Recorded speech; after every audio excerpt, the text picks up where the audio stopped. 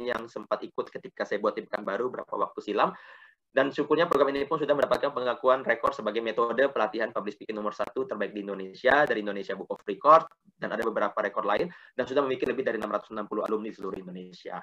Juga saya sendiri sebagai Dhamma Duta yang rutin mengasah diri, mengikuti lebih dari 25 pelatihan kedhammadutaan di Indonesia ya, di berbagai majelis lembaga agama Buddha yang ada di Indonesia. Sudah lebih dari 10 majelis dan lembaga yang saya ikut belajar setiap mereka mengadakan program pelatihan Dhamma Duta. Dan sudah berkesempatan berceramah lebih dari 850 kali di berbagai kota, wihara, provinsi di Indonesia. Jadi host dan narasumber di berbagai program TV dan radio, termasuk di acara-acara Mimbar Agama Buddha Provinsi Riau ya, Mimbar Agama Buddha di Sumatera Selatan, dan berbagai lainnya. Dan sering dipercaya juga sebagai lulusan terbaik di berbagai ujian sertifikasi, kursus agama Buddha dan kursus Dhamma Duta, serta sering juga menjadi dewan juri di berbagai lomba Dhamma Desana, Cerdas Cermat Buddhis, dan berbagai lomba lain di luar Buddhis, seperti lomba public speaking, ajang pemilihan bakat, Koko Cici Jakarta, ya, dan lain sebagainya, teman-teman. Jadi ini sekilas profil saya. Mudah-mudahan teman-teman suatu saat jika membutuhkan bantuan saya di hal yang lain, teman-teman butuh bikin kegiatan, butuh moderator, bikin kegiatan, butuh juri, jangan sungkan untuk menghubungi saya kapanpun. Ini ada kontak saya di situ. Saya bersedia membantu apapun aktivitas Buddha Dhamma dari organisasi manapun, untuk kita sama-sama berjuang ya, mengembangkan Buddha Sasana di bumi Nusantara ini, teman-teman sekalian ya. Oke, itu saja yang bisa saya jelaskan tentang diri saya. Ini satu potret saja tentang Muri ketika saya menerima tersebut. Kenapa saya pilih fotonya Muri? Karena Muri yang mungkin paling familiar bagi kita di Indonesia ya. Walaupun bukan Muri satu-satunya sebagai rekor yang ada di Indonesia.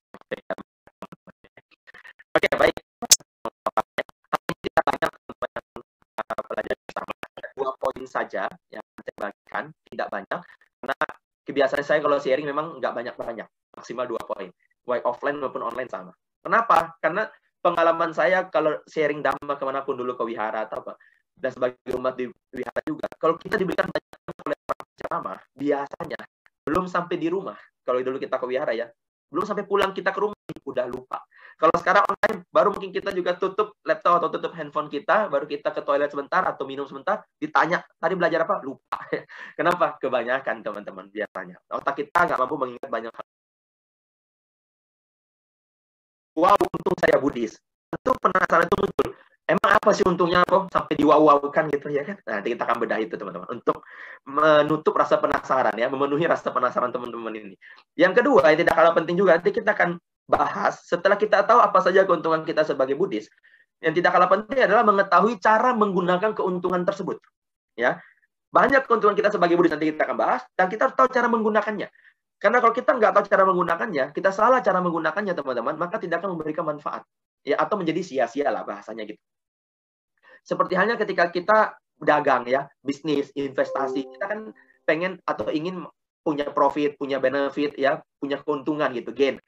Nah, ketika kita sudah memperoleh benefit, profit atau gain itu, tentu kita juga harus tahu cara menggunakan hasil keuntungan tersebut. Kalau kita nggak tahu cara menggunakannya, atau kita salah cara menggunakan, tentu keuntungan dari bisnis atau investasi tersebut menjadi sia-sia, ya, menjadi tidak berguna. Nah, sama. Keuntungan kita sebagai Buddhis, kita harus tahu cara gunainnya agar benar-benar bermanfaat buat hidup kita. Nah, nanti ini akan kita bahas juga, ya. Baik ya. Saya buka dengan sebuah pertanyaan sederhana, teman-teman. Tolong dijawab di kolom chat. 1 menit saya beri waktu ya. Sudah berapa lama teman-teman menjadi seorang Buddhis? Boleh ditulis angkanya. Silakan, teman-teman. Ya, 1 menit sambil saya pantau. 20 tahun kok. Terima kasih jawabannya ya, luar biasa. 19 tahun, 18, 19, 19, 18. Lalu 19, 18 tahun. Ada yang 10 tahun ya, 17 tahun.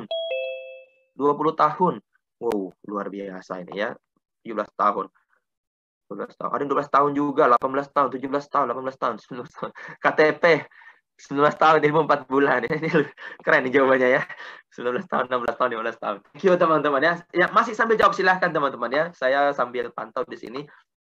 Saya ingin sampaikan teman-teman, artinya kita di sini durasi menjadi Buddhisnya itu beragam ya. Ada yang lebih dari 20 tahun, ada yang 10 sampai 20 tahun, ada yang mungkin baru menuju 10 tahun, atau bahkan mungkin ada yang belum sampai 5 tahun atau belum sampai 10 tahun. Nggak apa-apa teman-teman. Durasi yang berbeda ini bukanlah masalah, ya kan? Ada yang masih baru, ada yang sudah lama. Itu suatu hal yang membuat kita tentunya punya pilihan sendiri kenapa bisa sekian lama kita menjadi Buddhis itu. Nah, oke. Silahkan dilanjut teman-teman ya. Saya ingin lanjut juga. Nanti saya pantau lagi. Setelah teman-teman menjawab sudah berapa lama menjadi Buddhis, teman-teman silahkan jawab pertanyaan yang berikutnya. Yaitu mengapa memilih menjadi Buddhis sekian tahun itu? Apa alasannya? Kalau memang awalnya mengikuti orang tua, nggak apa-apa, tapi berikan alasan lebih konkretnya lagi. Karena boleh ikut orang tua pada awalnya, tapi setelah itu kan kita setelah dewasa, lebih dari 17 tahun usianya, punya hak memilih agama sendiri. Dan ternyata teman-teman tetap memilih agama Buddha. Nah, kenapa memilih menjadi Buddhis atas pilihan sendiri itu? Ada alasannya pasti ya. Oke, saya pantau kembali. Ajaran Buddha mudah dipahami, lebih nyaman dalam menjalani dhamma. Merasa nyaman agama ini karena merasa ajaran Buddha paling make sense. Ikut orang tua, kepercayaan agama Buddha the best. Tantangan paling sedikit ya.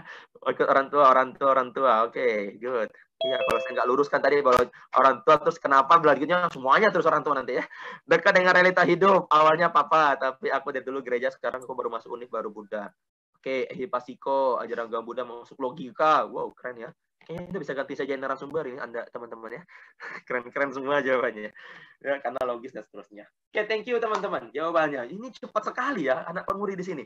Jadi kayaknya saya ngisi webinar tentang topik ini nih yang paling cepat keroyokan jawabannya ini permuridis nih pertama kali ya. Luar biasa Anda semua. Semangatnya luar biasa.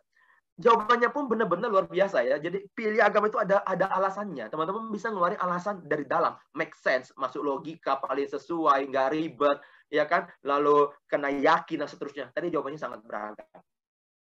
Artinya teman-teman, apapun alasan teman-teman memilih menjadi seorang Buddhis, dan sudah berapa lama pun teman-teman memilih menjadi Buddhis, ini adalah hal yang istimewa. Dan sebelum saya melanjutkan pada slide berikutnya, saya ingin katakan, teman-teman memilih menjadi Buddhis itu tentu harus beralasan. Kalau teman-teman belum ketemu alasannya, kenapa beragama Buddha, teman-teman harus segera mencari alasannya. Ya kan? Jangan sampai kita beragama hanya ikut-ikutan. Berikutnya juga adalah, di sini saya bertanya mengapa memilih menjadi Buddhis, bukan mengapa masih Buddhis.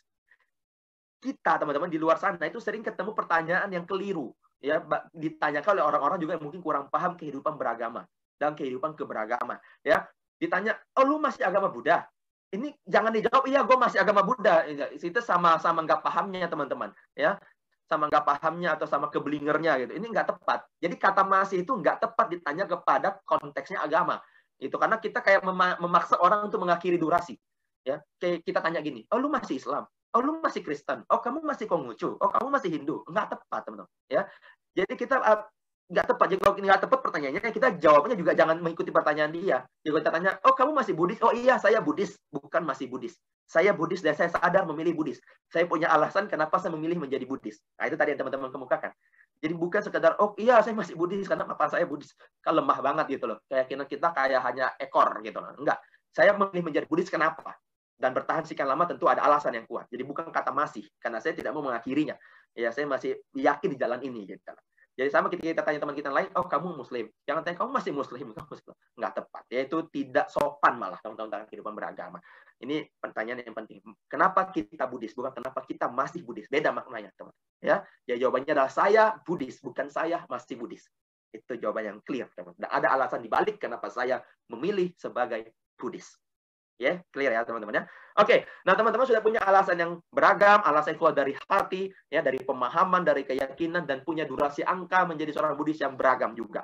Pada intinya teman-teman, apapun alasan teman-teman, berapapun lama teman-teman sudah menjadi Buddhis, saya ingin mengucapkan kepada teman-teman semuanya, selamat ya, selamat yang penuh warna, yang warna-warni, yang semarak, ya selamat yang paling selamat lah. Karena teman-teman sudah memilih menjadi Buddhis dan sudah sekian lama sebagai Buddhis. Serta ada alasan yang kuat teman-teman memilih menjadi Buddhis. Kenapa selamat dan selamat yang penuh warna teman-teman? Karena menjadi Buddhis itu banyak keuntungannya. Ya, banyaknya sampai saya kasih warna merah teman-teman. Ya, banyak. Saking banyaknya teman-teman, sekali lagi saya nggak bisa kupas semuanya hari ini karena keterbatasan waktu kita. Ya, saya memilih beberapa di antaranya yang akan saya sampaikan. Sisanya mudah-mudahan kita bisa diskusikan di lain waktu atau dari lain narasumber ya. Oke, kita masuk pada poin kita yang pertama. Yaitu, apa keuntungannya sih? Kok tadi katanya, wow, terus di-highlight warna merah, banyak keuntungannya. Emang apa aja sih? Ya kan? Ya, saya sudah pilih beberapa, teman-teman. Pertama, keuntungan kita sebagai Buddhis itu adalah, kita diajarkan oleh guru agung kita, Sang Buddha Gautama, Sakyamuni Buddha, untuk turut berbahagia atas kebahagiaan orang lain. Atau yang kita kenal dalam istilah Pali, mudita, cita. Ya. Nah, ini keuntungan buat kita, teman-teman. Ya, kenapa keuntungan? Karena mudita ini adalah salah satu ajaran dasar dari Sang Buddha yang seringkali serangkai dengan Brahmawihara. 4 Brahmawihara kan, metta, karuna, mudita, upeka. Cinta kasih atau metta, karuna atau welas asih, mudita yaitu simpati atau turut berbahagia, dan upeka atau keseimbangan batin. Nah, ini adalah ajaran dasar Sang Buddha. Nanti saya akan jelaskan kenapa disebut keuntungan. Dari 4 Brahmawihara tadi ini, 3 diantaranya itu sering banget orang pahami dengan mudah. Dan sering juga dibahas dan disampaikan. Cinta kasih, welas asih, batin harus seimbang, ya kan? Cinta kasih, welas asih, batin harus seimbang. Yang ketiga ini mudita seringkali ketinggalan dan seringkali orang tidak terlalu paham tentang mudita. Numpang lewat aja, numpang bareng sama yang 3 lainnya itu. Padahal teman-teman, ya, mudita ini justru ajaran yang spesial. Ya, ada ajaran yang spesial teman-teman. Makanya saya sebut ini keuntungan kita bertemu ajaran ini.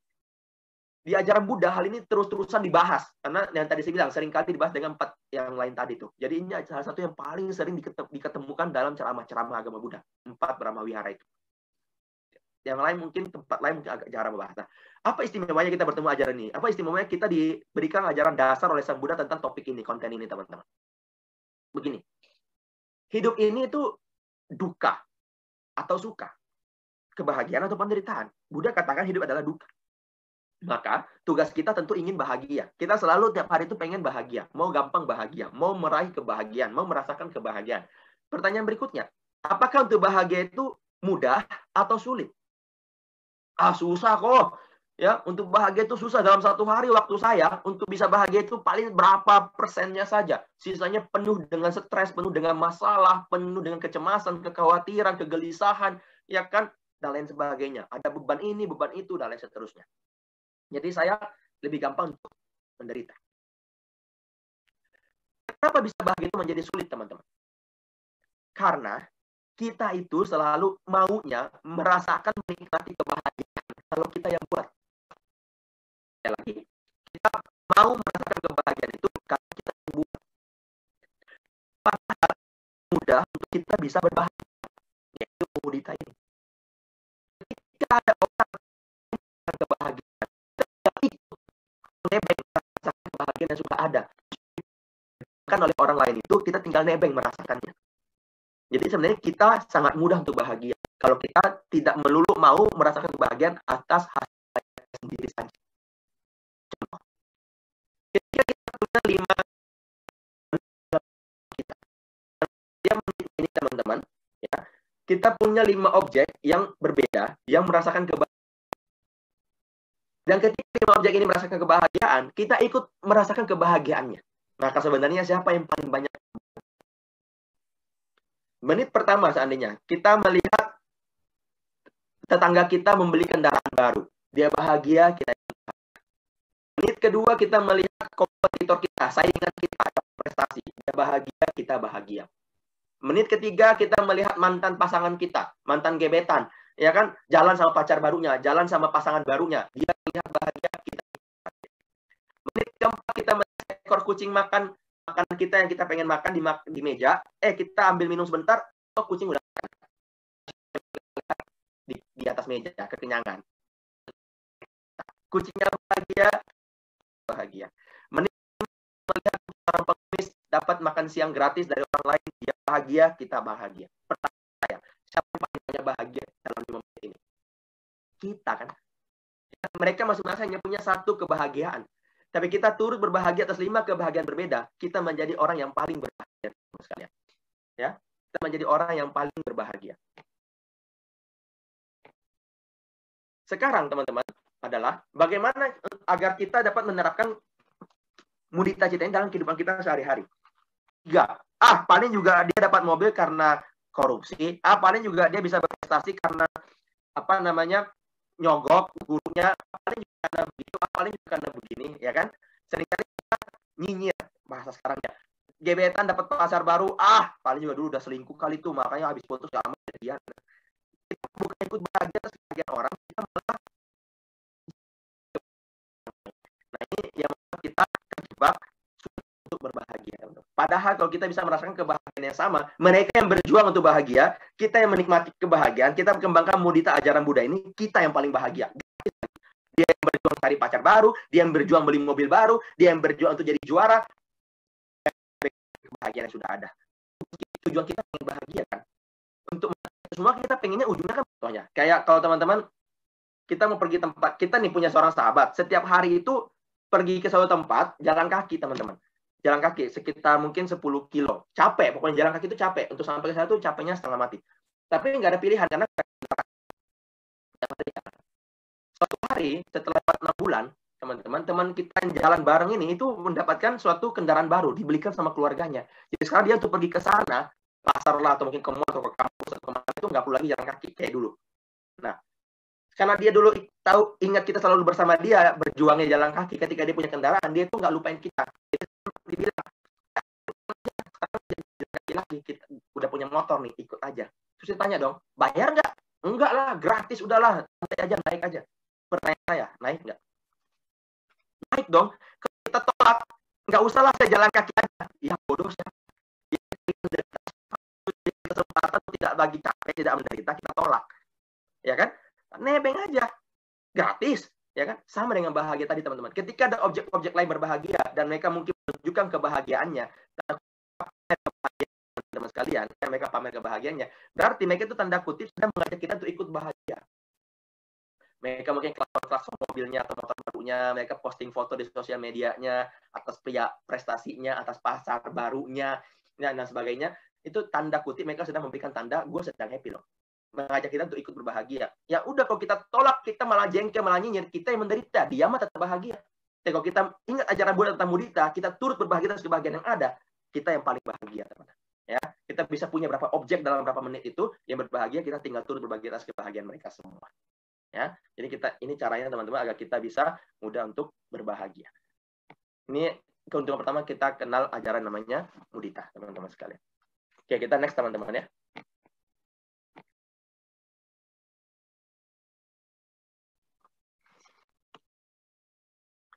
Oke, sorry teman-teman, keputus kamera.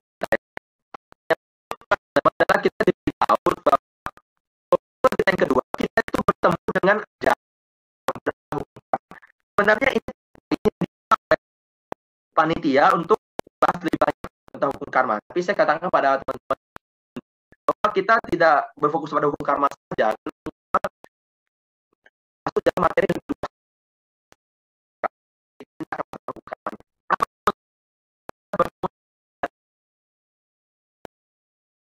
teman-teman mungkin pernah dengar istilah hukum semesta, ya kan? Ya. Kita sebuah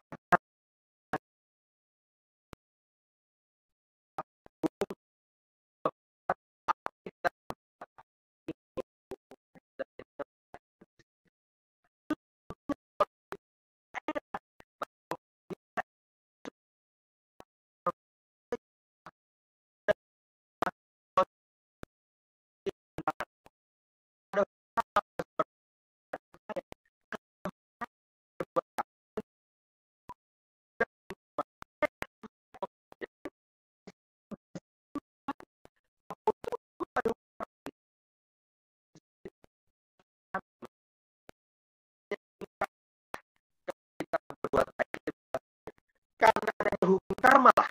Kalau kita menolong orang lain bisa panjang umur. Karena ada hukum karma lah. Kalau kita berdana kita bisa punya kekayaan. Karena ada hukum karma lah, maka tidak ada perbuatan kita yang menjadi sia-sia. Ya. Karena ada hukum karma inilah teman-teman, hidup kita itu istimewa. Kita menjadi pengatur dan pengendali hidup kita sendiri. Manusia itu kan nggak suka diatur. Ya. Manusia nggak suka diatur, teman-teman. Maunya ngatur diri sendiri, karena dia merasa dia paling kenal dirinya. Maka dia nggak suka diatur, maunya ngatur. Karena nggak suka diatur inilah seringkali menjadi penyebab orang-orang berantem, ribut. Teman-teman. Orang tua dengan anak berantem, karena anak merasa diatur terus sama orang tuanya. Sedangkan orang tua merasa hak untuk mengatur anaknya. Tapi anak berpikir, kan saya yang paling kenal diri saya yang paling kenal passion saya yang paling kenal tentang diri saya. Jadi dia pengen juga mengatur, punya hak untuk mengatur hidupnya sendiri. Akhirnya ribut. Begitu juga dengan pasangan, pacaran seandainya ya. Karena yang cewek diatur cowoknya, padahal cewek merasa itu hidupnya dia.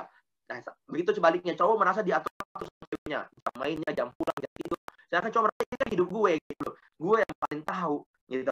Ribut. Karena semuanya pengen ngatur.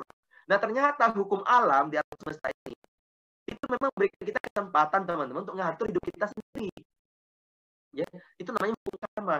Ya, jadi tidak ada bahwa hidup kita itu sudah ditentukan. Buddha nggak ngajarin begitu. Buddha ngajarinnya hidup kita itu sesuai hukum karma. Bukan sudah ditentukan. Kalau sudah ditentukan itu menjadi malah kita nggak usah ngapa-ngapain. Karena apa yang kita buat menjadi sia-sia. Oh, kita lahir itu sudah ditakdirkan. Ajaran Buddha nggak ngajarin takdir, teman-teman. Oh, kita itu sudah ditakdirkan. Nanti meninggalnya pasti umur 60.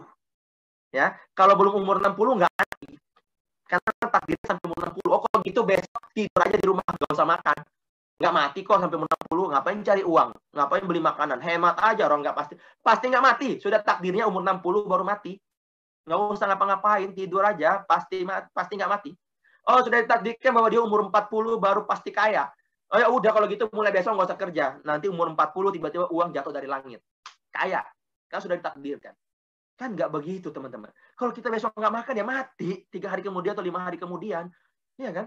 Jadi bukan soal takdir gitu loh yang kita yakini, tapi soal hukum karma. Bahwa apa yang kita perbuat akan kita terima akibatnya. Kita ngatur hidup kita sendiri gitu loh. Oh, kalau saya ingin nanti kaya, saya tahu harus berbuat apa sekarang. Kalau ke depan saya ingin lebih terkenal, saya tahu harus berbuat apa. Kalau ke depan saya ingin punya nama lebih harum, saya tahu harus berbuat apa sekarang. Benih apa yang harus saya tabur. Kalau ada kita tahu buah apa yang kita capai, yang ingin kita petik, kita tahu benih apa yang harus kita tabur. Inilah bunyi hukum karma, teman-teman. Ya, jadi semua perubahan kita akan kita terima akibatnya. Bukan hanya yang buruk, yang baik-baik juga sama. Karena nggak bisa lepas, teman-teman ya. Apapun perbuatan yang kamu perbuat, baik atau buruk, itulah yang akan kamu warisi. Nah, artinya kita ngatur hidup kita sendiri. Kita kalau pengen bahagia, kita kalau memang maunya lebih sukses, kita ingin punya jabatan lebih baik, ingin punya nama lebih harum, ingin lebih terkenal, kita tahu harus berbuat apa. Kalau juga pengen lebih menderita, juga tahu harus berbuat apa. Kalau nanti ingin matinya tragis, ya tahu harus berbuat apa. Banyak aja membunuhnya secara tragis, bunuh binatang secara tragis. Nanti tinggal tunggu waktu.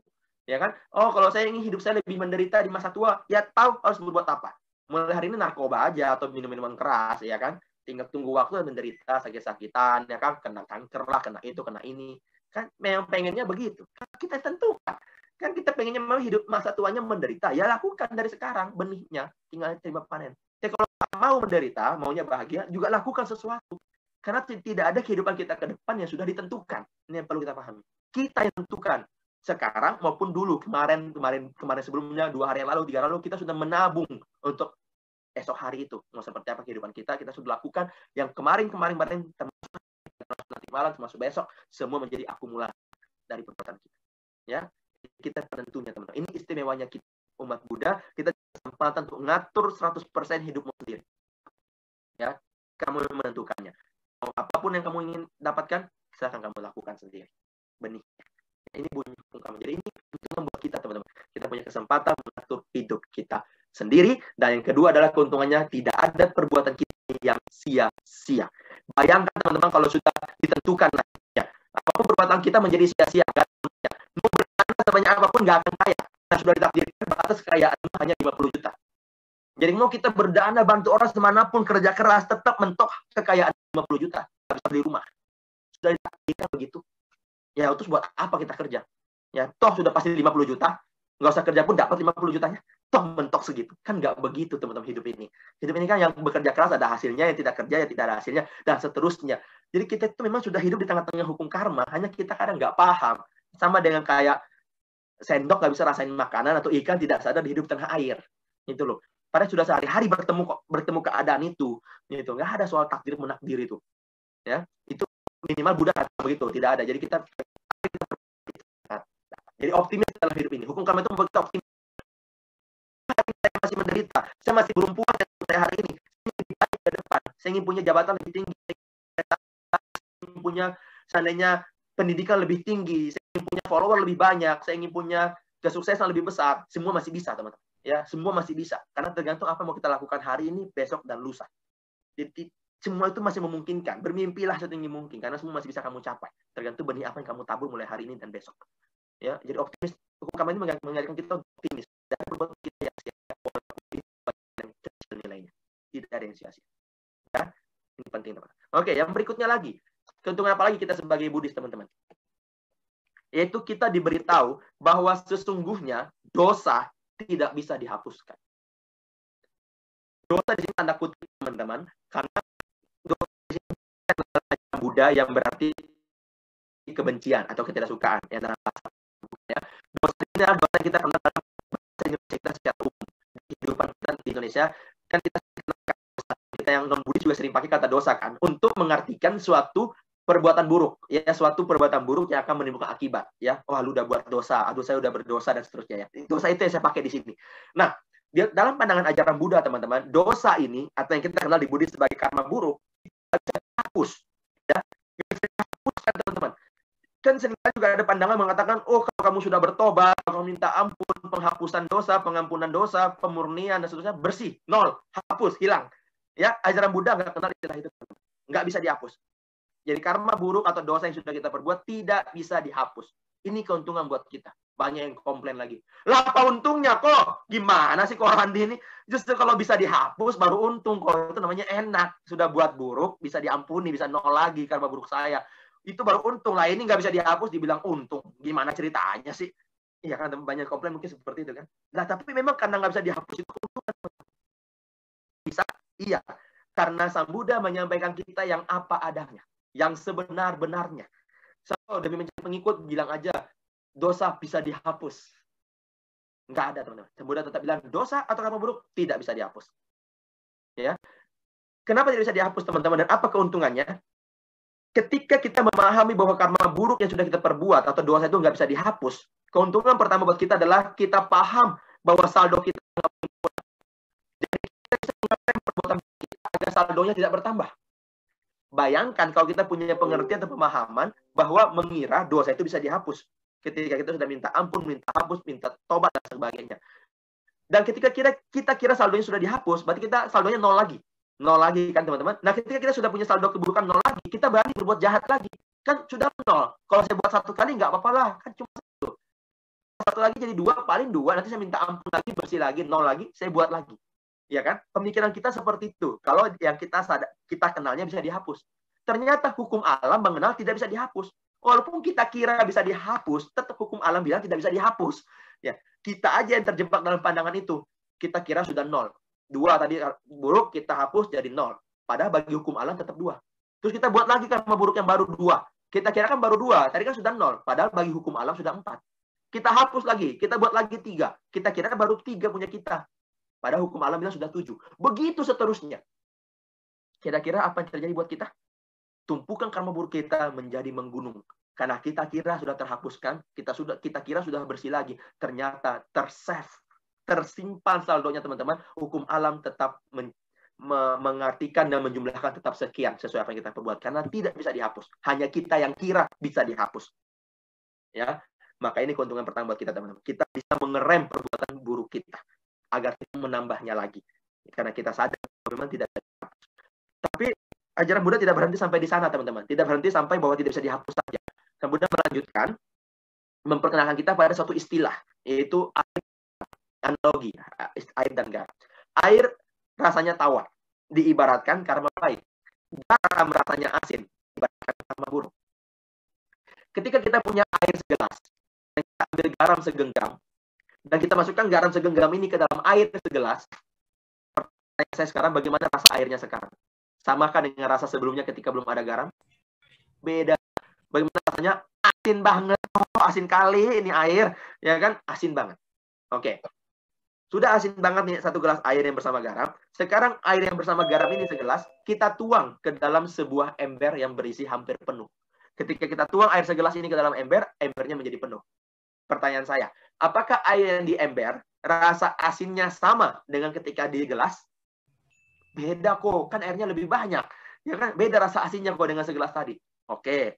Sekarang air yang seember tadi kita tuang lagi ke dalam sebuah bak mandi yang berisi hampir penuh. Ketika dituang air seember, dia menjadi penuh bak mandinya. Pertanyaan saya lagi, apakah air di bak mandi ini rasa asinnya sama dengan di ember? Oh beda kok. Malah sudah hampir nggak terasa rasa asinnya di bak mandi ini. Oke. Terakhir, air yang di bak mandi ini tuang ke dalam sebuah kolam berenang yang berukuran besar, yang berisi penuh air. Tuang. Nah, ketika sudah sampai di kolam berenang, teman-teman, pertanyaan saya berikutnya lagi, sama. Apakah air di kolam berenang ini terasa asin? Oh, enggak kok. Enggak rasa sama sekali asinnya. Biasa aja rasa airnya. Oke, pertanyaan kedua. Apakah garamnya masih ngikut dari awal? Dari dia masuk ke gelas, di gelas tuang ke ember, di ember tuang ke bak mandi tuang ke kolam berenang. Ikut, teman-teman. Ya, garamnya tetap ikut. Seperti inilah teman-teman hukum alam bekerja. Bahwa garam atau karma buruk itu nggak bisa dihapus. Dia akan ngikuti kita terus. Yang bisa kita lakukan adalah memperbanyak airnya atau karma baiknya, agar ketika garam atau karma buruk ini berbuah kepada kita, itu tidak terlalu terasa kepada kita. Tidak terlalu berdampak, tidak terlalu ngefek buat kita. Ibaratnya itu asinnya nggak berasa gitu loh. Ya, itu yang membuat kita paham, karena dosa nggak bisa dihapus, jadi memperbanyak karma baiknya. Agar ketika karma buruk ini berbuah, karena toh memang dia nggak bisa dihapus, dia pasti akan berbuah. Ketika dia berbuah, minimal rasa efek buruknya itu tidak terlalu berasa buat kita. Contohnya seperti apa? Begini, teman. Ketika kita punya karma buruk pernah mencuri, dan kita akan menerima buah karma buruk ini adalah kita akan kehilangan uang 1 juta akibat kita mencuri. Ya, ini sudah buah karmanya ya, harus kita terima kehilangan uang 1 juta. Nah, ketika kita tadi punya air hanya segelas ibaratnya, ketika karma buruk kita 1 juta, kehilangan uang 1 juta ini berbuah, itu kondisinya kita posisinya hanya punya uang 1 juta. Sudah punya uang hanya 1 juta, hilang pula 1 juta. Bagaimana perasaannya? Bagaimana dampaknya? Berasa banget kan? Berasa sekali gitulah buat kita. Ya kan? Kerasa banget lah ibarat gitu. Nah, sedangkan ketika kita punya air setelah berenang, teman-teman, itu ibaratnya kita kehilangan uang 1 juta akibat tadi perbuatan buruk kita, tapi posisinya ketika kita punya karma baik atau punya kondisi keuangan itu uang 1 miliar. Pertanyaan saya, bagaimana rasanya? Sama dengan kehilangan uang di posisi punya uang hanya 1 juta? Beda. Tetap hilang nggak 1 jutanya? Tetap, teman-teman. Ya, tetap hilang 1 jutanya. Karena buah karma buruk yang sudah sempat kita lakukan tidak bisa ditolak. Dia tetap akan hadir. Dia tetap akan berbuah, teman-teman. Benih yang sudah ditabur tetap akan berbuah. Ya, hasil mencuri tadi akan tetap mengakibatkan kehilangan uang 1 juta. Perbedaannya adalah kita mau kehilangan uang 1 juta, posisi kita punya uang hanya 1 juta, atau di posisi kita punya uang berlipat-lipat ganda daripada 1 juta. Kita kehilangan uang di posisi hanya punya uang 1 juta, itu tentu sangat memukul buat kita. Sangat berat buat kita. Sangat menyakitkan buat kita. Tapi ketika kita kehilangan uang 1 juta di posisi kita punya uang mungkin 1 miliar, itu hilang 1 jutanya, tapi nggak terlalu berasa buat kita. Nah, inilah cara kerja yang benarnya, teman-teman, hukum alam itu. Bahwa dosa itu nggak bisa dihapus. Yang bisa dilakukan adalah sadari bahwa sudah terlanjur diperbuat, jangan ditambah lagi, dan cepat-cepat membuat karma baiknya. Ketika karma buruk ini berbuah, airnya atau awalnya itu lebih banyak. Ketika dia berbuat, menjadi tidak berasa buat air-air yang benar-benar. Jelas-jelas seperti apa ini adalah ajaran yang istimewa kita sangat beruntung bertemu dengan pandangan yang bisa disambungkan sehingga kita bisa mengeluarkan perbuatan buruk kita. Kita tidak terbawa pandangan yang liru-liru, kita bisa dihapuskan dan lain sebagainya. Oke, jalan-jalan lagi teman-teman. Apa yang paling kita bagi Buddhis? Yaitu tadi diberitahu oleh Sang Buddha bahwa salah sesuatu dan pasti artinya kita kenal istilah anicca. Ya, teman-teman sering dengar juga. Apa maksudnya? Ya, hanya orang yang berapa ini justru adanya anicca itu kita kenalan itu tidak enak. Karena adanya anicca tidak kali saya jadi tua. Karena adanya anicca itu tidak kali saya sakit. Karena adanya anicca tidak kali saya bisa hilang barang. Apa enak pada anicca ini? Coba ada anicca enak macam kalau karena adanya anicca teman-teman yang sakit tidak bisa sembuh. Karena sakit tidak kekal. Karena adanya anicca inilah teman-teman yang bodoh tidak jadi pintar. Karena bodoh tidak kekal. Karena adanya anicca inilah miskin bisa jadi kaya. Karena miskin tidak kekal. Karena adanya anicca inilah yang jomblo jadi bisa punya pasangan. Karena jomblo juga tidak kekal. Semua bisa berubah, teman-teman. Ya, karena ada inilah teman-teman bisa punya harapan ke depan bisa lebih baik-baik daripada hari ini. Karena hari ini juga tidak kekal. Yang merasa hari ini kurang saat yang merasa hari ini masih belum bahagia, dia masih ada masalah. Yakin itu juga akan berlalu, teman-teman. Karena semuanya tidak kekal. Teman-teman, pandemi ini berlalu. Karena semua adalah kekal. Jadi inilah teman-teman bisa jadi enak. Hidup kita seperti hari ini karena adanya ya, karena adanya teknologi masih zaman dulu, zaman batu, ya, atau zaman cuma pakai telepon, internet. gimana kita bisa melihat secara visual, ya kan, karena adanya aja inilah kita bisa punya kondisi seperti ini. Kalau nggak SD terus, atau kecil terus, karena nggak ada perubahan, tetap jadi terus, ya kan, karena ada sensor bisa memberi sakitnya, karena ada orang yang bekerja keras bisa punya hasil terus itu kan ada hasilnya, teman. Jadi itu netral, teman-teman, bukan hanya sesuatu yang negatif, jadi kita lihat sudah ada hijab dan keterangan. Kali kan hanya kita hadirkan di dalam konteks negatif saja atau penderitaan. Ketika orang meninggal, baru kita bilang bisa semuanya kita hafal. Kalau ada orang yang sakit, bisa kena hijab, semuanya kita hafal. Kalau ada orang yang kehilangan, sampai kena hijab, semuanya kita hafal. Tangannya sampai kena hijab. Hanya di situ sampai kena hijab. Ketika ada orang besok menikah, dia sudah punya status, dia sudah punya pasangan hidup. Besok ada orang baru bilang bisa kena hijab, karena sekarang pokoknya sudah dua. Besok kita bilang baru sekarang punya mobil bagus, handphonenya biasa punya bagus, ya kan, dulu pacarnya bagus, ya kan, tapi semua karena perubahan, semua karena sesuatu bisa berubah. Orang yang tidak sempurna, orang yang punya hidupnya orang yang biasa hidupnya orang tadi kalau bisa jadi pribadi, ya kan, saya bisa jadi sarjana dan seterusnya, karena perubahan. Jadi kita beruntung semuanya menggunakan kata sehingga kita bisa optimis menyongsong hari esok. Kita tahu bahwa kita bisa lebih baik esok hari, hidup kita bisa lebih baik daripada hari ini. Kita harus berbuat baik karena saya pasti berubah. Kenapa pasti berubah? Karena ada kunci, yaitu perubahan. Jadi saya pasti bisa berubah. Tinggal berubah dengan baik atau dengan lebih buruk dari perbuatan saya. Kita bisa optimis hidup ini bisa lebih baik karena ya ini pemahaman paling penting untuk guna buat kita. Berikutnya lagi, kenapa kita menggunakan ajaran Buddha ini? Itu lagi bagi itu kita diajarkan ajaran yang sesuai dengan logika, masuk akal dan sudah sesuai dengan perkembangan zaman. Ini adalah salah satu yang banyak jawab di awal tanya saya, kenapa sih memilih menjadi buddhis? Ya kan, jawabannya banyak yang ada di sini. Ajaran yang ajaran sesuai dengan logika, masuk akal, ya kan, terus banyak itu betul teman-teman, ya tidak salah. Karena saya merasakannya dan saya menjadi seorang buddhis dan kokoh kayak yang akan buat sehari-hari ini. Bahkan melihat dan bertekad untuk beribadah luas ajaran Buddha karena sudah merasa sudah belajar ajaran Buddha karena ada satu masalah buat saya.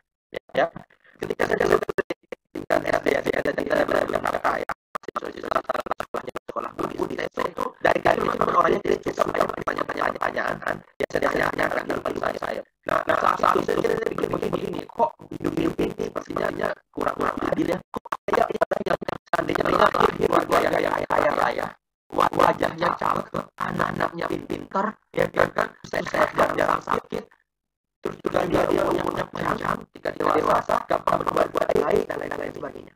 Tapi di sisi lain kok ada orang yang hidupnya dalam misal lahirnya cacat, ya kan, tidak dapat pendidikan, sehingga orang jahat, kalau jahat dia ditangkap polisi, ditembak, tinggal muda, tinggal artis, terus anak-anak jahat. Jadi orang kaya ya macam-macam dan sudah abadi selamanya. Kok nggak adil siapa yang keluarga kaya yang sono yang tidak ada ya kan dibagi dong saya dulu nilai yang sama ada cobaannya ya kan cakep yang jawab yang ini dia ya kan jadi gitu loh kok jauh banget kok kayak cobaan ini dan sudah dipikirkan juga hidup begitu dan udah ujungnya itu masuk neraka dan neraka nggak ada kembali lagi panjangannya kan nggak ada abadi katanya kok jadi begitu saya kok jadi nggak ada banget ini kita masih berada di kondisi begitu dikatakan harus menjadi lingkungan buruk harus berpendidikan sudah di kan tidak fair itu saya tanya pada guru saya dijawab saat itu ya kan ada cobaan ya rahasia dan seterusnya nggak saya bagi saya maka ketika ditanya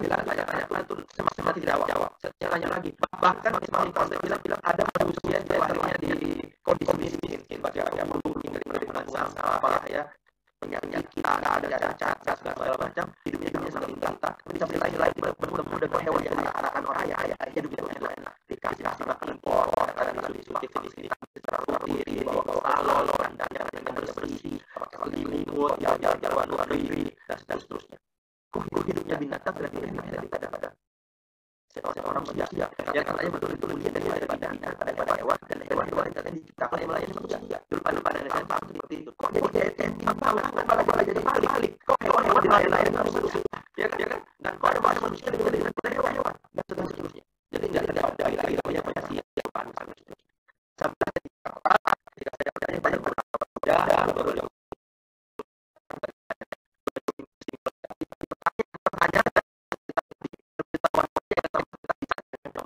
banyak keluar dengan satu jawabnya adalah ada selesai bukan kekangkan, bukan cobaan, tidak ada sia-sia, semua ada serba awalnya, yaitu tergantung hasil perbuatan mereka masing-masing di kehidupan sebelumnya.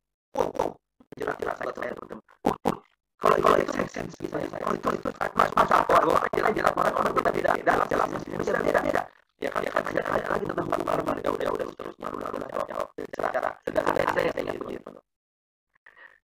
Salah satu sebab makhluk bisa terlahir sebagai manusia itu kan faktor sila atau moral, teman-teman. Ya. Jadi kalau tadi ada orang lahir sebagai manusia itu karena moral yang baik.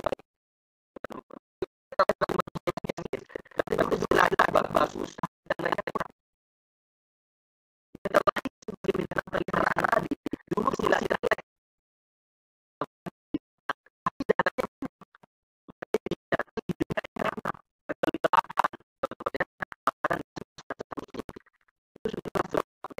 dan kita lihat lagi dan menjadi manusia kan dunia enak berarti dulu silanya bagus dan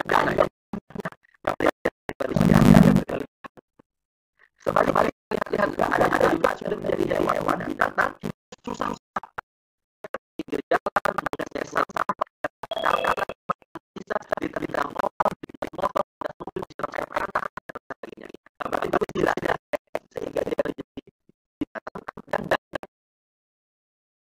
menjadi binatang yang hidupnya susah. Semua ada jawabannya, teman-teman. Ya, itulah saya merasa, ini sangat masuk dan saya lebih semangat lagi belajar Buddha karena semuanya terjawab. Tidak ada yang soal rahasiaan, bukan karena diciptakan, dan ini fair. Karena surga dan neraka, saya Buddha katakan, bukan kekal. Semua masih bisa berputar. Jadi, yang jadi binatang masih bisa berputar ke alam manusia dan sebaliknya. Sampai dia memutus roda kelahiran kembali itu dengan merealisasi nibbana. Ya kan? Nah, dan sekarang poinnya teman-teman adalah sesuai dengan masuk akal, sesuai dengan logika. Lalu kita perlu pahami begini. Ketika ada sesuatu yang kita anggap belum masuk akal, nggak sesuai logika, teman-teman. Kadang-kadang kita kan bilang begitu, kayaknya nibbana masuk akal deh. Kayaknya kemampuan batin itu mata dewa itu nggak masuk akal deh. Kenapa kita bisa bilang nggak masuk akal? Kita punya. Atau karena kita mampu. Tapi sebenarnya kita nggak ngejudge begitu saja, teman-teman. Karena kita nggak mampu atau hanya karena kita belum sampai, lalu kita bilang itu nggak masuk akal. Kadang-kadang bukan sesuatu itu yang nggak masuk akal. Akal kita nggak nyampe. Akal kita nggak nyampe, teman-teman. Ya. Contoh begini. Ketika di dunia matematika ini kan ada ilmu aljabar, ada ilmu trigonometri gitu ya. Ketika di anak SD kelas 1 kelas 2 yang baru belajar tentang jumlah-jumlahan, kurang-kurangan teman-teman, bahkan perkalian saja mereka belum paham. Ketika kita jelaskan, tanya tentang trigonometri, tanya tentang aljabar, bagi mereka anak SD kelas 1 kelas 2 itu sangat gak masuk akal. Tapi bagi seorang profesor matematika, bagi seorang S3 matematika, aljabar dan trigonometri itu sangat masuk akal. Betul ya? Jadi kita nggak bisa ngejudge bahwa aljabar dan trigonometri itu nggak masuk akal hanya gara-gara nggak dipahami oleh anak SD. Ya kan? Bukan trigonometrinya atau aljabarnya nggak masuk akal. Tapi level anak SD yang belum sampai untuk memahami aljabar dan trigonometri. Ya. Bagi seorang profesor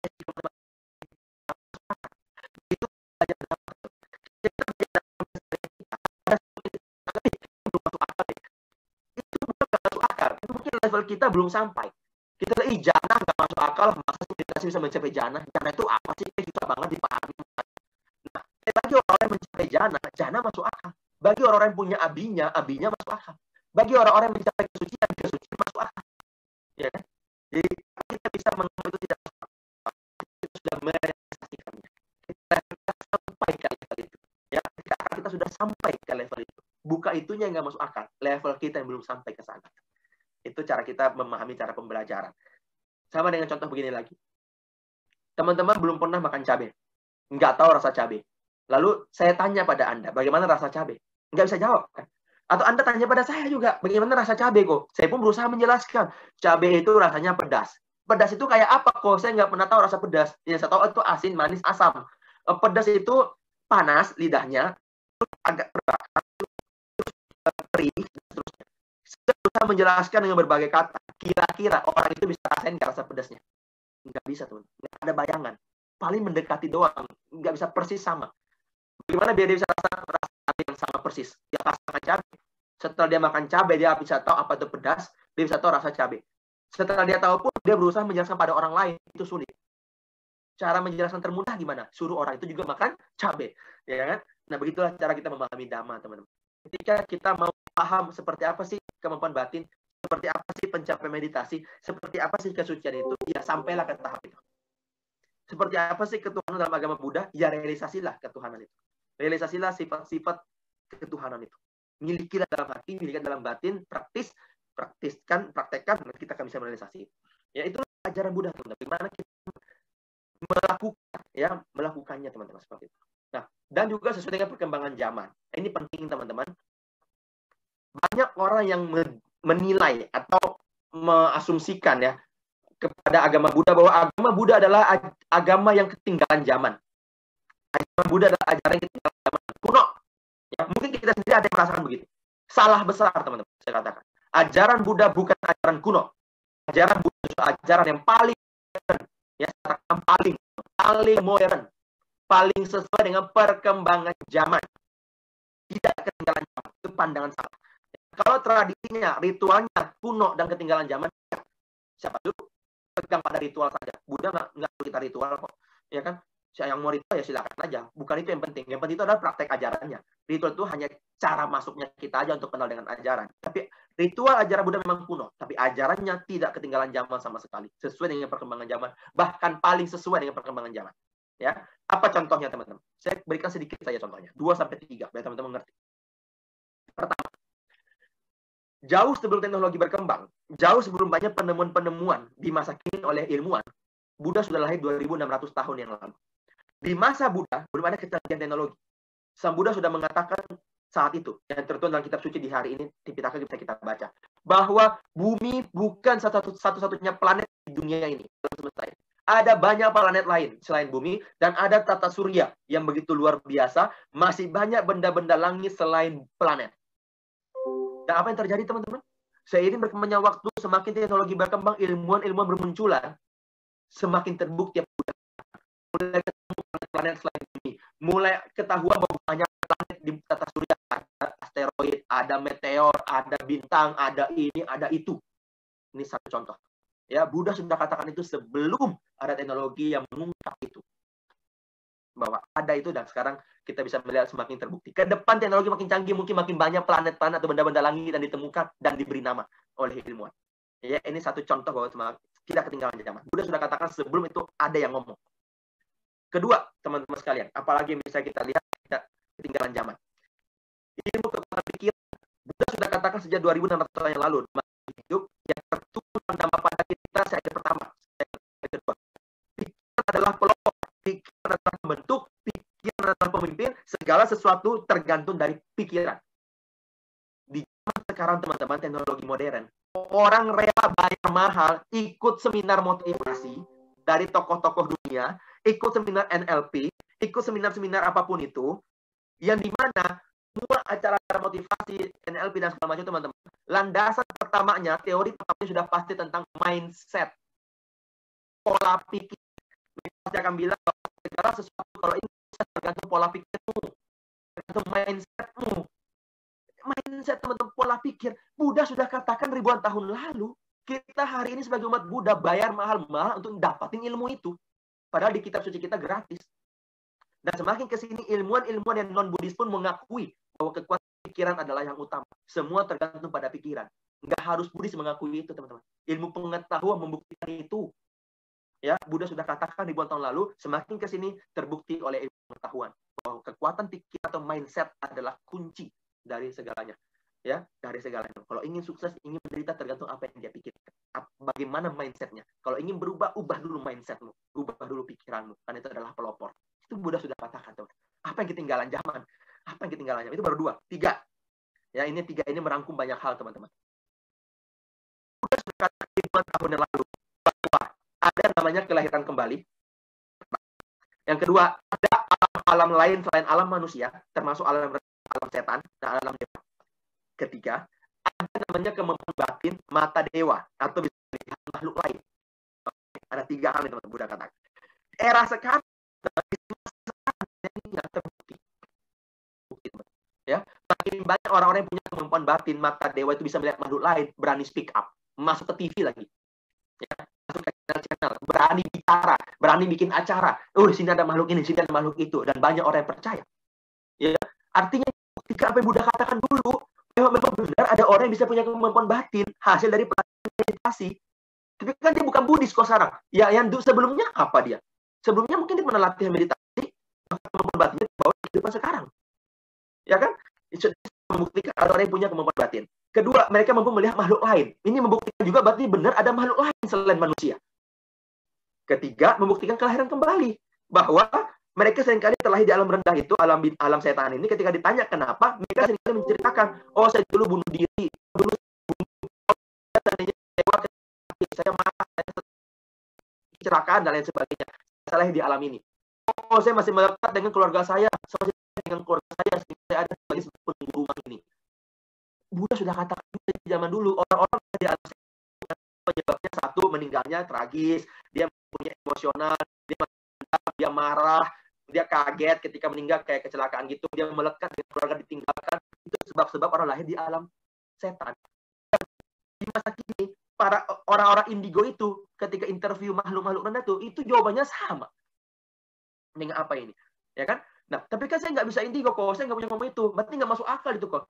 Saya ulang sekali lagi, jangan ngejar sesuatu nggak masuk akal hanya karena kita belum mampu mencapainya. Level kita yang mungkin belum sampai kepada tahap itu, bukan itunya yang nggak masuk akal. Seperti hal tadi saya sampaikan sebelumnya, ya soal aljabar trigonometri. Bukan trigonometrinya yang nggak masuk akal, hanya karena anak SD nggak paham. Ya, jadi bukan indigonya yang masuk akal, hanya karena kita belum mampu. Nah, ketika nanti kita mampu mencapai kemampuan batin itu melalui proses-proses meditasi dan lain sebagainya, maka itu sesuatu yang menjadi masuk akal. Oke, ya, jadi itu semua terbukti. Bisa dibukti, teman-teman. Saya pernah menguji, teman-teman. Saya bukan orang yang bisa lihat. Saya juga bukan orang yang sekedar percaya dengan orang-orang yang punya kemampuan ini. Walaupun saya yakin memang ada kemampuan itu, karena Buddha sudah katakan. Saya pernah mengetes, teman-teman. Satu cara saya ngetes, saya kenal beberapa orang yang punya kemampuan batin bisa lihat makhluk. Lalu saya tunjukkan sebuah gambar yang memang dikenal saya rumahnya angker lah, gitu ya. Saya tanya kepada 4 orang ini yang berbeda, mereka tidak saling kenal satu dengan yang lain. Mereka juga berada di lokasi yang berbeda. Mereka juga tidak saling tahu satu dengan yang lain. Lalu saya tanya pertanyaan yang sama kepada 4 orang ini di waktu yang berbeda. Coba lihat gambar ini. Ada apa yang ada di tempat ini? Kita dulu. Lalu mereka jawab dong. Jawabannya sama, teman-teman. Lalu saya tanya lagi, kenapa dia bisa ada di sana? Makhluk itu maksudnya. Kan jawabannya sama nih. Mereka jawabnya biasa gini saja. Ini ada makhluk cewek nih di sini, warna bajunya merah. Saya tanya, loh kok bisa ada di sana? Dia kenapa? Meninggal karena gantung diri, karena begini. 4 orang yang berbeda tidak saling tahu, teman-teman, jawabannya sama. Lalu saya tanya lagi, ya kan? Mereka di sana meninggal karena bunuh diri gitu, terus bagaimana? Mereka butuh apa? Dan jawabannya sama lagi tuh. Mereka datang, saya cuma butuh ditolong. Tolong itu sebenarnya kalau Buddhis mengertinya pelimpahan jasa, teman-teman. Tolong, mereka itu sangat menderita, butuh ditolong. Gitu. Ini cara saya, karena saya belum bisa melihat makhluk lain, jadi cara saya menguji kebenaran tentang hal itu, teman-teman. Yang paling tidak mungkin ujian kecil-kecilan lah ya.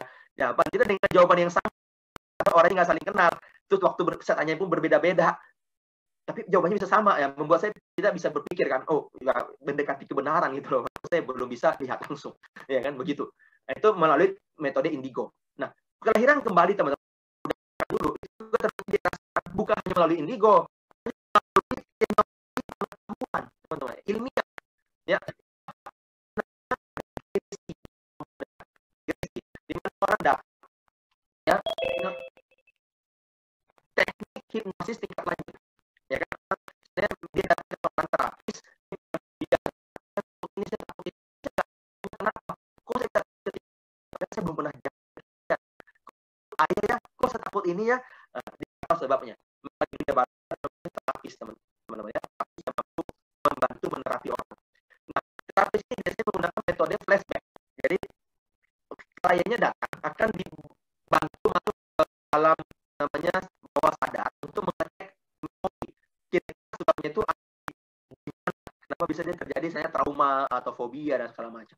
Di trace mundur teman-teman, biasanya muncul sebabnya di seandainya ketika dia ada di kandungan, atau mungkin dia ingat ketika dia tahun dia pernah disiksa papanya. Kalau secara sadar dia sudah nggak ingat memori itu, tapi ternyata waktu dia dalam bawah sadar mundur, dia bisa ingat, oh ya waktu saya umur 3 tahun saya pernah diginiin, maka itu membuat saya sekarang trauma dengan laki-laki, dengan gini. Kalau yang nggak kenal ketahuan, iya saya fobia ini kan dulu di kandungan mama saya pernah begini. Kalau dapat juga sumbernya kurang lain kan bos ya ke konsol sendiri. Ketika dia melihat, oh saya juga pernah ada di nomor segini, ini begini, saya membuat saya saat ini takut dengan kondisi ini. Ini ilmuwan teman-teman yang mengatakan ya, ada satu kisah begini. Seorang terapis ini punya kebiasaan untuk mengecek data dari apa yang diberikan oleh kliennya. Jadi kliennya yang lihat masa lalunya sendiri, dia cerita, nah si terapis ini selalu pembuktian ilmiah ya. Jadi si klien ini suatu hari datang, dia takut dengan lift. Dia datang, dia ngecek. Dia tidak ketemu di masa kecil, tidak ketemu di kandungan, dia ketemunya di masa lalu. Nah, dia cerita, saya melihat kondisi saya adalah seorang tentara, sedang berada di sebuah kapal selam, tapi terjebak dalam kapal selam. Saya tidak keluar. Sehingga pada akhirnya saya di kapal selam itu. Karena dia nggak bisa terbang, saya nggak bisa keluar, saya nggak bisa selamat. Dan kelahiran saya sekarang, saya takut dengan lift. Kenapa saya takut dengan lift? Lift adalah bentuknya sama tabung, tidak bisa saya kendalikan. Jadi saya takut dengan sesuatu yang bentuknya tabung yang tidak mampu saya kendalikan. Dia takut itu, teman-teman.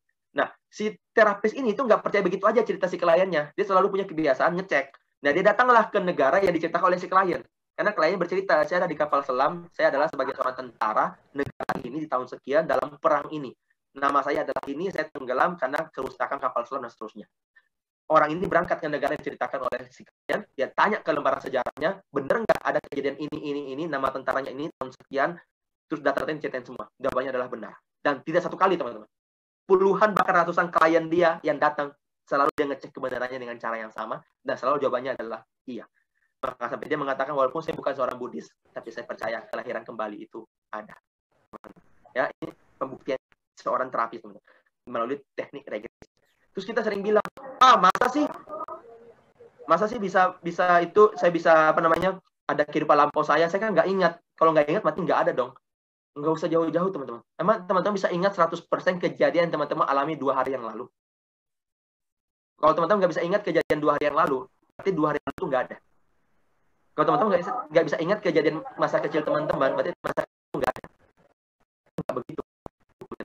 Ya, kalau teman-teman nggak bisa. Kita interupsi dulu ya, Ko, soalnya waktunya terbatas. Oke. Ya. Kita lanjutkan dulu ya.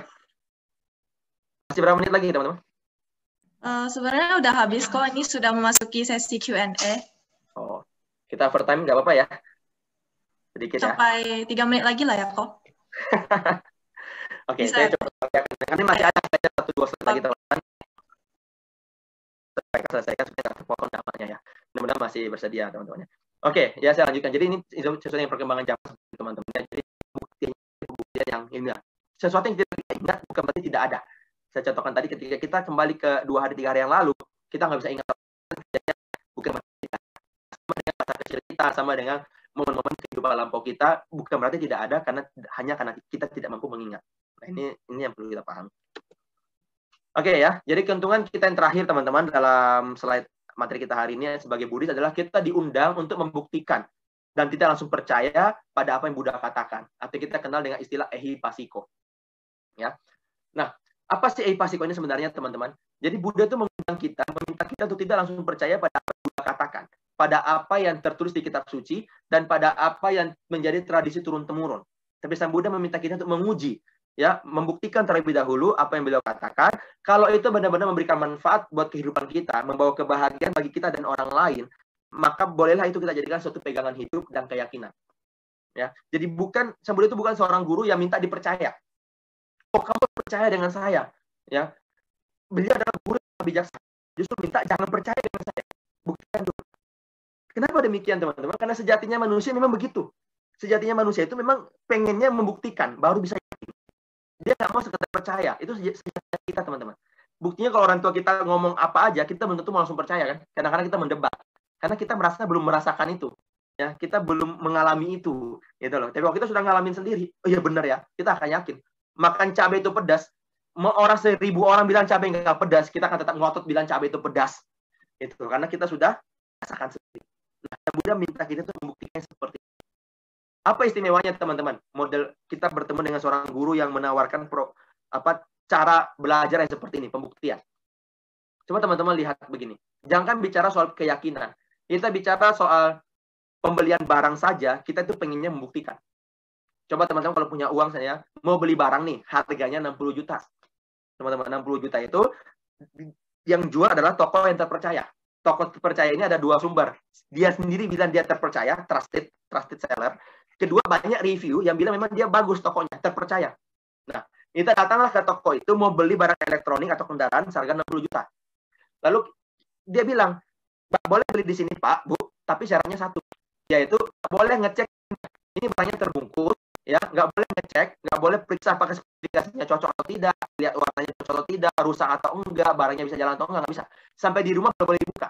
Setelah dibuka, kalau nggak sesuai nggak boleh tukar, nggak boleh refund. Pertanyaan saya, berani beli nggak 60 juta? Toko terpercaya loh. Toko terpercaya, reviewnya terpercaya. Kan tetap nggak berani kan, teman-teman? Tetap nggak berani kan? Ya kan, kita pasti punya pertimbangan. 60 juta, masa nggak bisa lihat, masa nggak bisa direview, masa nggak bisa ini. Kalau nggak sesuai gimana spesifikasinya?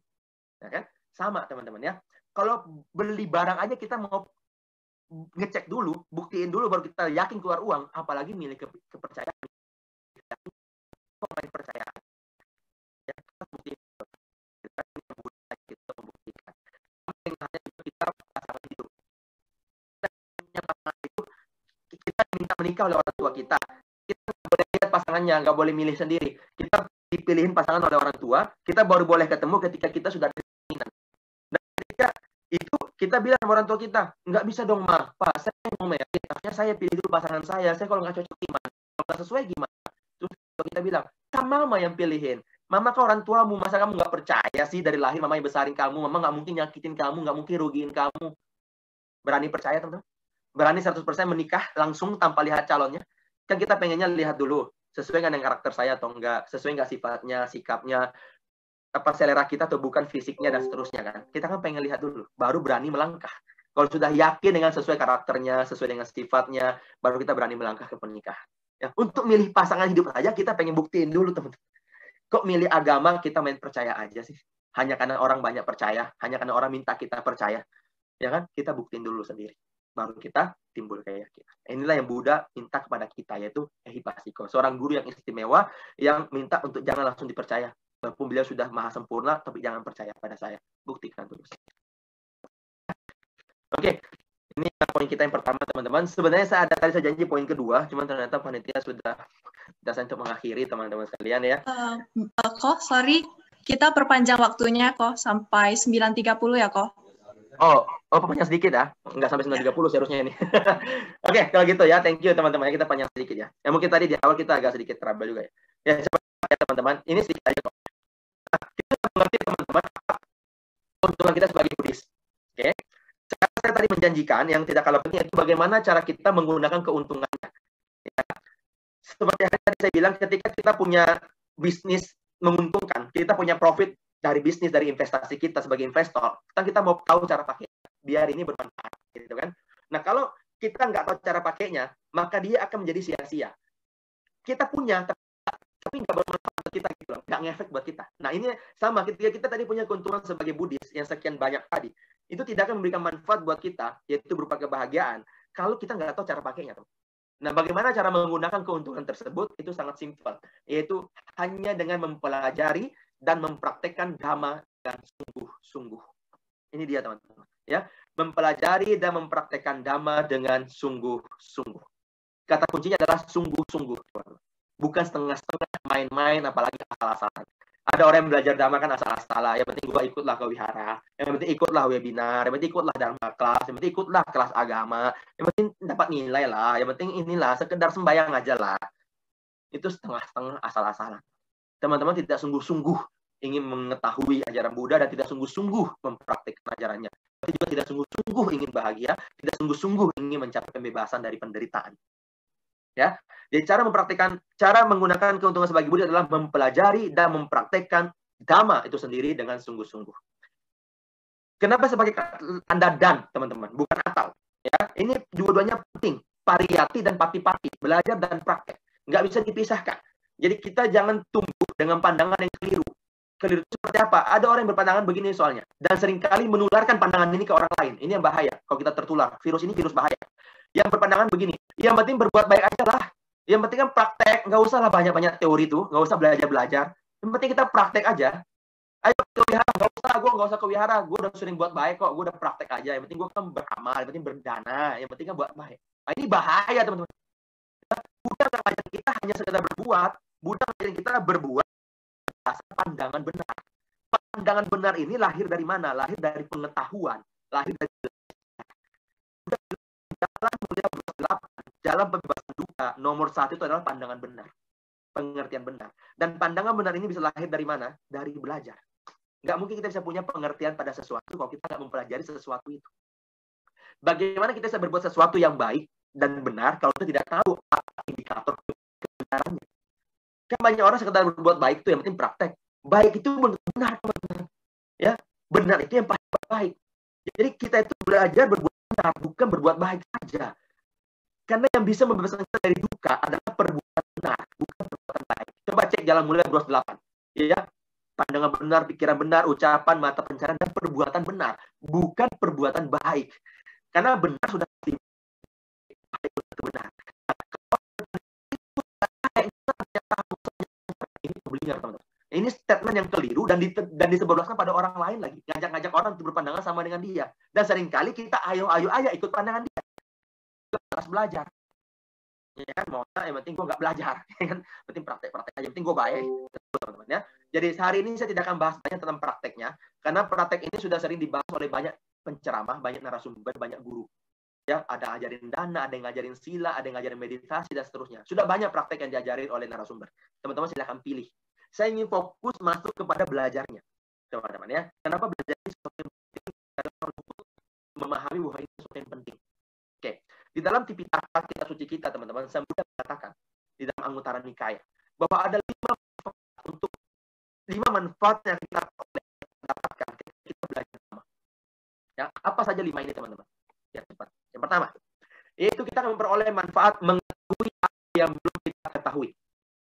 Ini jelas, teman-teman. Sama dengan kita belajar di kampus.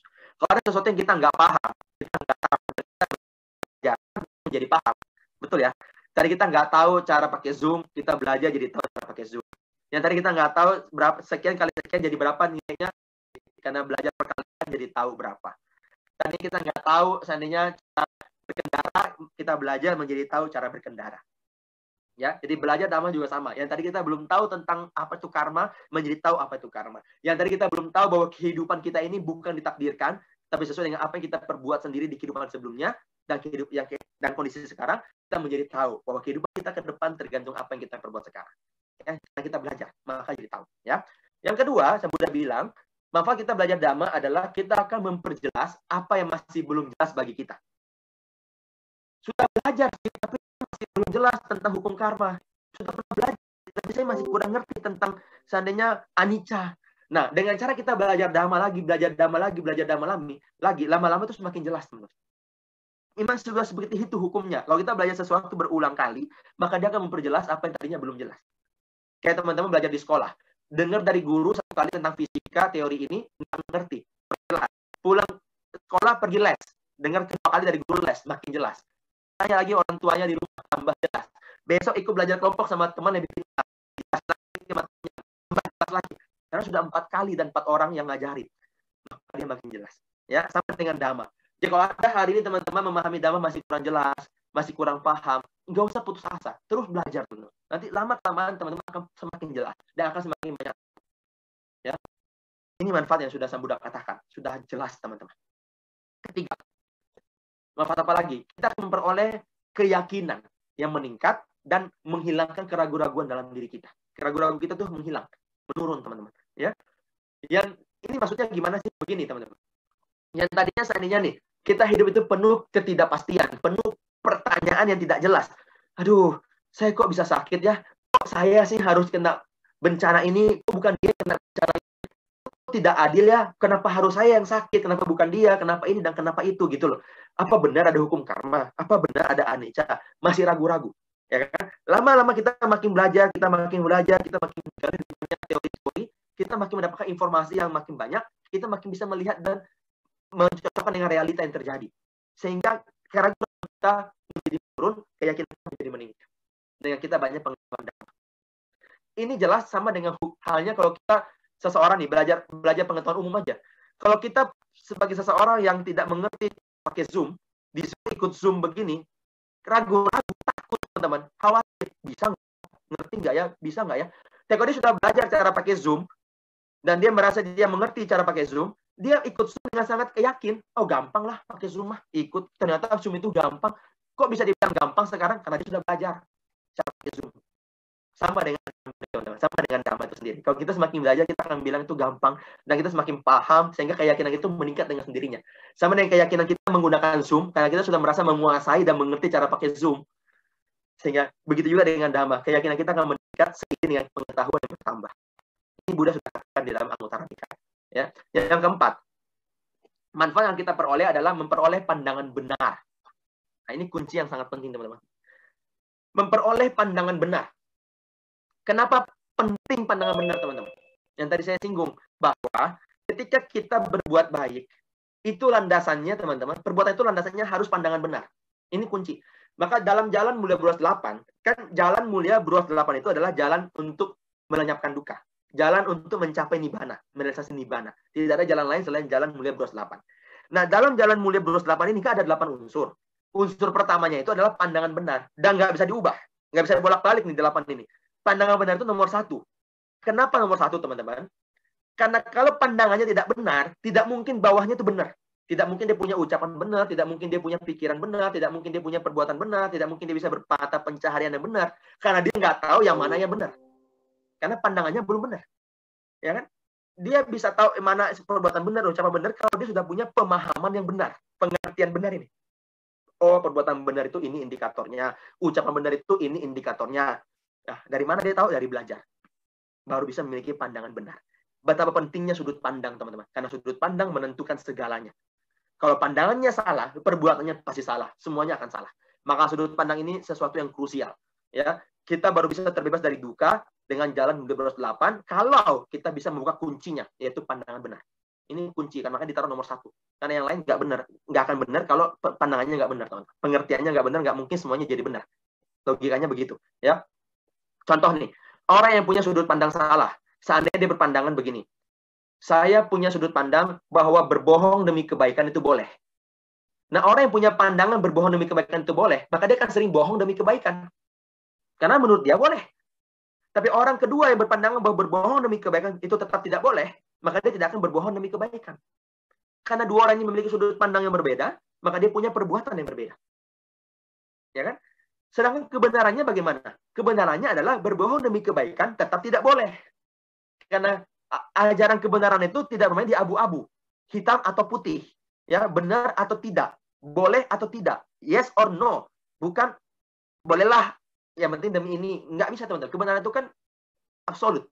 Kalau kita masih bermain dengan abu-abu itu berarti itu pembenaran, itu kebenaran relatif menurut kita, ya kan? Nah, dari mana kita tahu mana boleh mana tidak boleh? Dari belajar.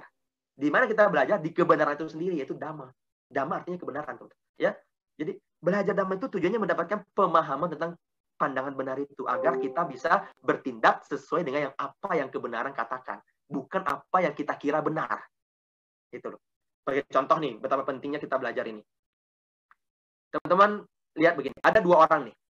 Ada 2 orang berdana kepada biku yang sama, kepada Bante yang sama. Yang mana kita tahu kalau berdana kepada Bante, katanya karma baiknya besar, ya kan? Nah, dia berdana kepada Bante yang sama, nilai dananya sama, waktu berdananya pun bersamaan, di lokasi yang sama. Pertanyaan saya, apakah kedua orang ini akan memperoleh karma baik yang sama? Jawabannya apa? Belum tentu. Kok bisa bilang belum tentu?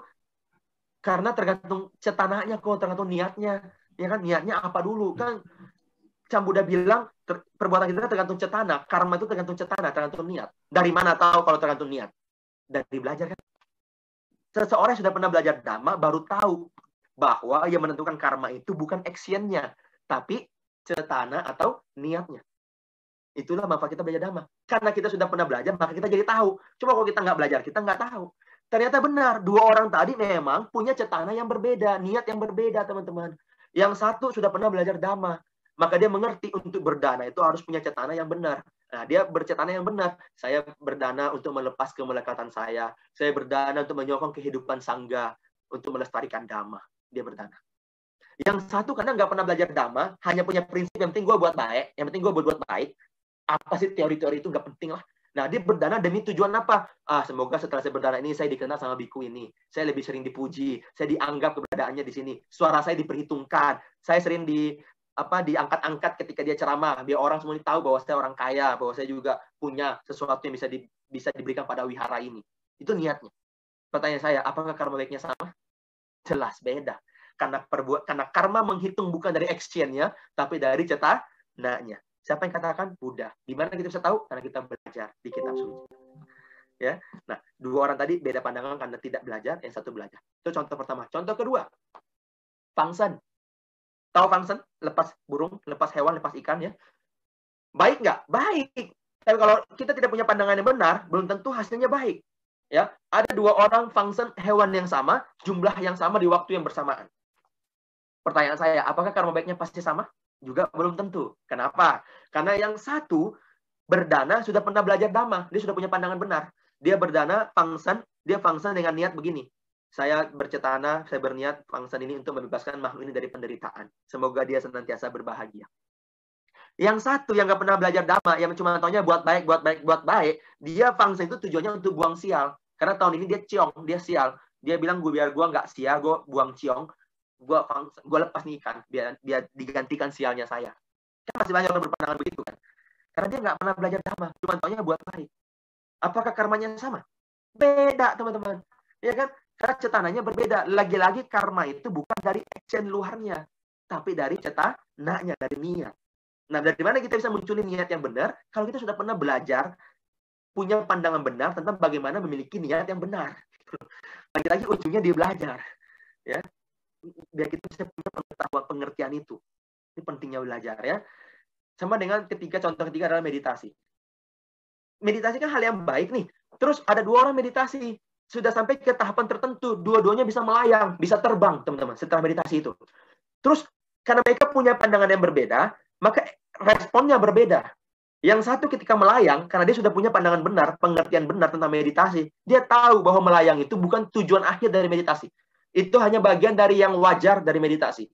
Kalau kita melakukan meditasi tahap tertentu, wajar melewati tahapan namanya melayang. Kemampuan batin, kesaktian itu wajar. Teman-teman ya, wajar. Tapi Sang Buddha bilang itu bukan tujuan akhir. Bukan sakti. Meditasi bukan untuk sakti. Meditasi untuk ketenangan batin dan pencerahan, pandangan terang. Ya, samatha di vipassana. Jadi ketika dia sampai ke tahapan sakti terbang, dia biasa aja.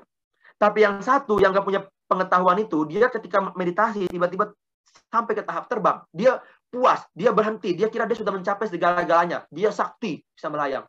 Ya, dia kira dia sudah mencapai tujuan akhir dari meditasi. Inilah meditasi. Saya sudah berhasil, saya sudah terbang.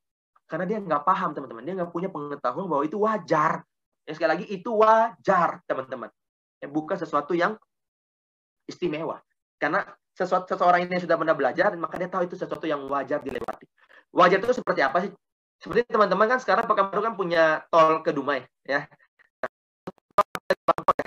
Nah, jadi orang yang tadi meditasi itu, kalau dia ibaratnya mau pergi ke Dumai, lewat tol, ketika dia sampai di gerbang tol, itulah titik terbangnya dia tadi. Ketika dia meditasi, dia tiba-tiba bisa melayang atau terbang. Berarti itu sudah mencapai tahap gerbang tol ibaratnya. Kalau dia berhenti di sana, itu dia belum sampai Dumai, itu baru gerbang tol, ya kan? Jadi terbang itu hal yang wajar untuk dilewati ketika ingin mencapai puncak meditasi. Sama gerbang tol itu wajar dilewati untuk begitu kan. Nah, bagi orang kedua tadi yang nggak punya pandangan benar, dia ketika mencapai gerbang tol dia kira sudah dumai. Ibaratnya dia sudah terbang ketika meditasi, dia sudah sampai akhir. Baru tahapan yang wajar dilewati, baru gerbang tol ibaratnya sampai dumainya. Tapi dia karena nggak punya pengetahuan bahwa ini tol, ya dia kira itu dumai gitu loh, ibaratnya begitu. Ya karena dia nggak punya pengetahuan bahwa terbang itu ya dia berhenti tahap terbang atau melayang. Nah, inilah pentingnya pandangan benar. Terakhir dari poin ini teman-teman adalah kita manfaat belajar dhamma adalah kita mendapatkan ketenangan batin. Kenapa penting ketenangan batin ini teman-teman? Karena kita tidak bisa berbahagia kalau kita tidak tenang batinnya. Kebahagiaan itu hanya bisa diperoleh dengan ketenangan batin. Ketika kita penuh kegelisahan, penuh kerisauan, penuh kekecewaan, penuh kemarahan, kita nggak bisa bahagia. Teman-teman boleh coba. Kalau teman-teman lagi gelisah, lagi stres, bahagia nggak? Enggak. Ya, lagi penuh ketakutan, lagi apa, bahagia nggak? Enggak. Nah, bagaimana biar hidup kita bisa tenang dengan punya banyak wawasan, dengan punya banyak pengetahuan dhamma. Ketika kita sakit, kita bisa tetap tenang. Kenapa? Oh, saya tahu saya sakit itu wajar. Semua orang yang punya jasmani bisa sakit. Kedua, saya sakit juga karena karma saya sendiri. Ketiga, sakit itu bisa berlalu karena anicca. Semuanya tidak kekal. Dengan kita punya wawasan ini, sakit pun kita bisa tenang. Coba kalau kita sakit nggak tenang, semakin sakit kita. Ketika kita tiba-tiba sebenarnya rugi dalam bisnis, kita juga bisa tenang. Oh, wajar. Rugi itu sesuatu yang wajar. Sebudah katakan ada 8 kondisi. Untung rugi adalah sesuatu yang wajar. Nah, kita rugi sesuatu yang wajar. Tapi ini anicca, bisa berubah. Hari ini saya rugi, besok bisa punya kekayaan kembali. Karena anicca. Ketika saya mengalami kerugian, juga karena karma saya sendiri. Maka saya perlu memperbanyak karma baik saya dengan berdana. Karena kita punya wawasan-wawasan ini lagi-lagi, kita jadi tidak terlalu terpuruk ketika kita mendapat masalah, sehingga batin kita lebih tenang. Dan dengan lebih tenang, kita lebih cepat mencapai solusi. Dan dengan lebih tenang, walaupun kita lagi kondisinya buruk, kita tetap bisa menikmati namanya setetes kebahagiaan. Kita bisa menerima keadaan. Ini berkat ketenangan batin. Dari mana bisa tenang? Kalau punya wawasan. Dengan punya wawasan kita jadi tahu sebab-sebab kenapa kita bisa mengalami hal ini dan hal itu. Dan kita bisa tahu endingnya akan seperti apa. Apa bisa kita lakukan. Kita jadi punya semua solusi. Ya, ini berujung pada ketenangan batin. Oke, ini teman-teman yang bisa kita pahami dari manfaat belajar dhamma. Jadi ketika kita sudah memahami keuntungan